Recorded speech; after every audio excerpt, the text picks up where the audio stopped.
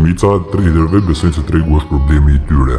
Ata mendojnë se i duhen indikatorë më të mirë, strategji më të mira dhe kohezim më i mirë. Por Mark Douglas buloi diçka tjetër. Problemi nuk është tregu. Problemi je ti. Në sakt, problemi është natyra si mendon për tregun, si reagon emocionalisht, si bindjet e tuaja kontrollojnë sjelljen tënde. Kjo nuk ka të bëjë me motivim. Kjo ka të bëjë me të vërtetën psikologjike. Douglas kaloi dekada duke studiuar pse traderët dështojnë. Ai zbuloi se pothuajse të gjitha problemet në trading vijnë nga i njëjti burim. Emocionet nuk janë armiku, por jo në mënyrën që e mendon.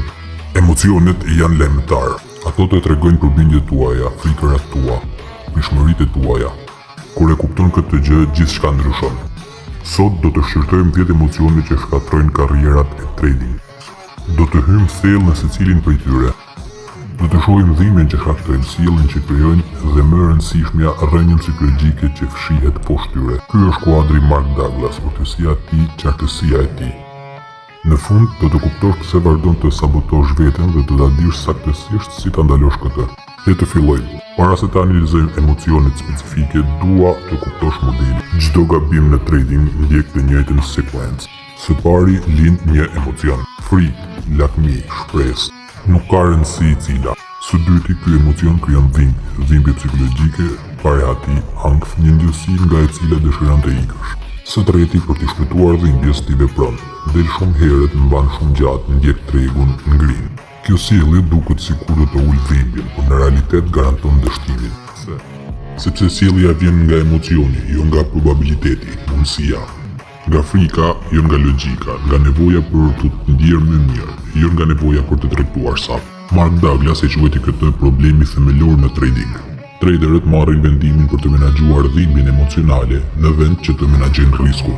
Tregu nuk interesohet për dhimbjen tënde. Tregu nuk shpërblehet për rehati. Tregu shpërblen vetëm të menduarit probabilistik dhe ekzekutimi disiplinuar.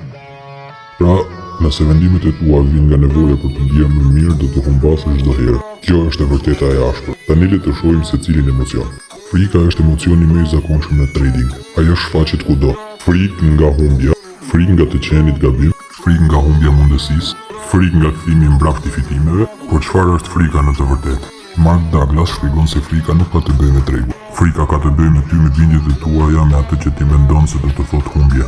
Shumica e traderëve besojnë se humbja parave do të thotë diçka e tmerrshme. Do të thotë se kanë dështuar, do të thotë se janë të paaftë, do të thotë se ka humbur kohë dhe përpjekje. Kjo bindje krijon frikë intensive. Kur hap një tregti, ti nuk po rrezikon vetëm para, ti po rrezikon imazhin tënd, identitetin tënd, ndjenjën e kompetencës. Kur tregtia lëviz kundër teje, frika bëhet dërmuese. Del shumë herët, lëviz stop losing, refuzon të marrësh tregti edhe kur avantazhi yt është prezent. E gjitha kjo duket si mbrojtje, por garanton dështim. Trading është punë mundësish.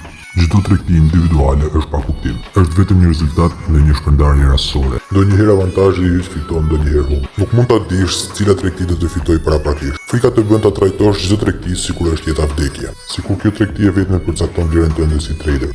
Kjo është rënja psikologjike. Ti ke lidhur identitetin tënd me rezultatin. Kaq për këtë video. Dëgjojmë në pjesën e dytë.